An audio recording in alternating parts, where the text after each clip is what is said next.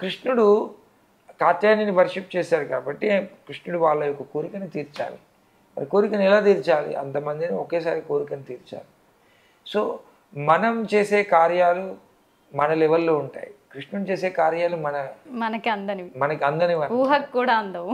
వాళ్ళందరూ నగ్నావస్థలో ఉన్నప్పుడు వాళ్ళని చూస్తారు. ఓన్లీ భర్తనే ఒక స్త్రీని నగ్నావస్థలో చూడడానికి అర్హుడు. సో వాళ్ళని చూశాడంటే అతను భర్త అయిపోయినట్లే. సో వాళ్ళందరినీ ఆ స్థితిలో తీసుకొచ్చి వాళ్ళని భార్యలుగా స్వీకరిస్తారు. వాళ్ళెవ్వరు కూడా కృష్ణుని దగ్గర అసౌకర్యానికి గురిగారు. వాళ్ళందరూ నవ్వుతారు అంతే. తర్వాత కృష్ణుడు వాళ్ళని ఏమైనా చేస్తాడా? అది చేయడు.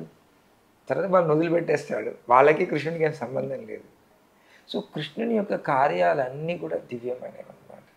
అందులో ఎటువంటి భౌతికమైన వాసన లేశ మాత్రం కూడా ఉండదు అన్నమాట.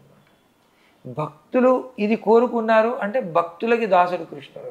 సో వాళ్ళ కోరికను తీరుస్తాడు అంతే. వాళ్ళ కోరికను తీర్చేశాడు, తన మట్టుకు తను వెళ్ళిపోయాడు. అక్కడే ఉండలేదు ఇంక కృష్ణుడు. ఇది దాని వెనక మర్మం.